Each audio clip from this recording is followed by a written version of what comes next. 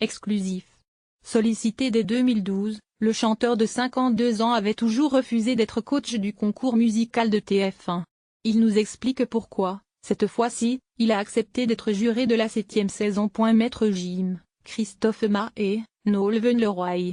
Plusieurs noms avaient circulé pour remplacer Matt Pokora dans la 7e saison de The Voice. Et surprise, hier matin, c'est le nom de Pascal Obispo qui a été dévoilé par TF1.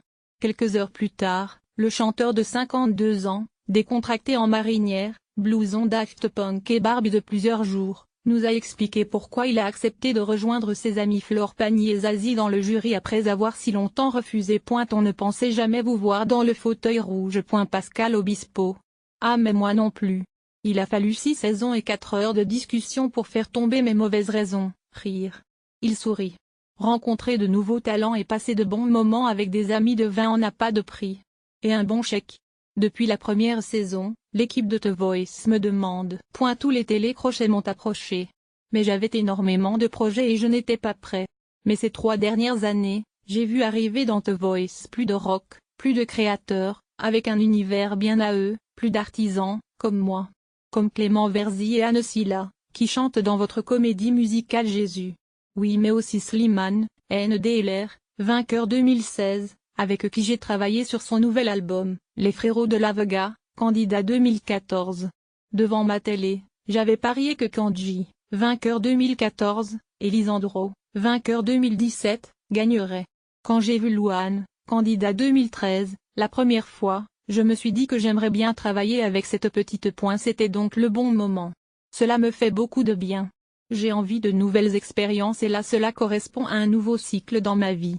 J'ai évidemment pris cette décision avec mon épouse, NDLR, Julie Anson, avec laquelle il est marié depuis 2 ans. Je suis excitée comme un gamin. En avril, vous disiez que vous vous sentiez incapable de dire non à un candidat. C'est ce qui sera le plus dur.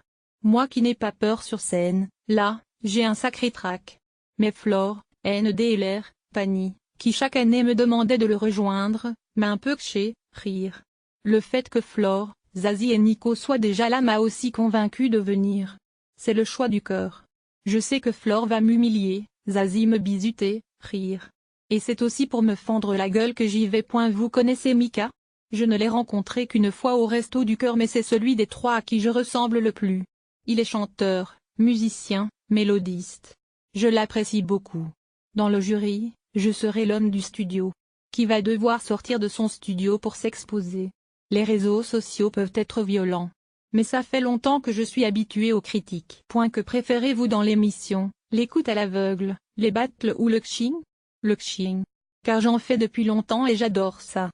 J'ai organisé des séminaires d'écriture, coordonné des albums collectifs, NDLR, pour le SIDAction notamment, produit les albums d'autres musiciens, accueilli tellement de jeunes artistes dans mon studio. On apprend autant qu'on transmet.